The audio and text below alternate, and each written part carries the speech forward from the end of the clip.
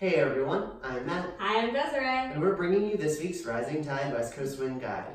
This week on the guide, we are on week 2 of our root pattern series, where we bring a basic and another basic, sometimes a third basic together, put them into a fancy new move so you can grow your West Coast Swing skill set and laboratory.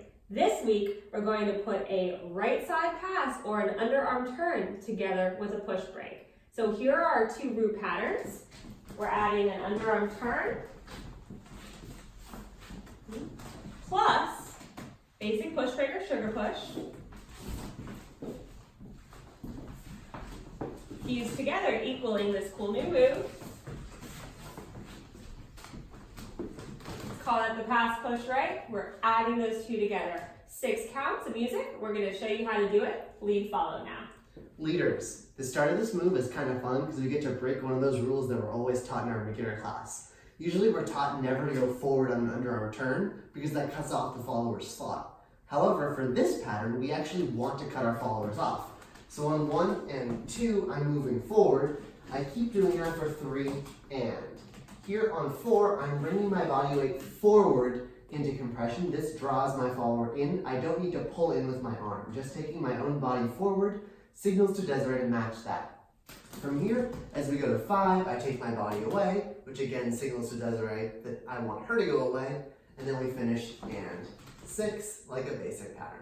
Followers, we've talked a lot about frame in the guide before. We want to keep our frame really together in this move so that if you lead a right side pass with a really lengthy slot, right, where you don't cut me off at all, right, I'm going to be slower to turn. My body is going to turn when my arm is told to turn by my leader, creating that connection.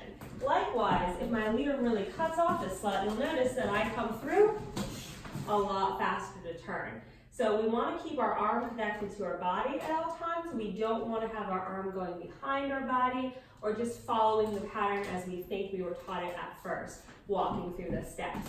That's first things first. When we get into this count 4, we're 1, following the frame turn earlier, 3, and here we're going to meet the compression connection of our leader. When our leader comes forward with leader's body, but keeping the hand in the middle, we're going to mirror that. It's like there's a plate of glass in between us and we're both coming to meet it. So I'm going to put my weight on my right side of body, on the inside of my foot.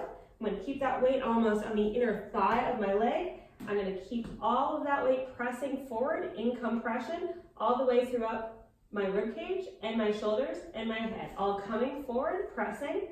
So I'm giving my leader really strong connection here. Then I'm going to keep this hand here. Nothing happens with the hand. I'm simply moving my body into that compression. When leader goes away on 5, I'm going to go away on 5. The whole thing looks like 1, follow frame, 3 and compress, follow the lead to anchor. That was your guide. Thank you everyone for tuning in. You can check us out online at mattdaviswing.com. We're also on Facebook, YouTube, Instagram, and Twitter as Rising Tide Swing Studio.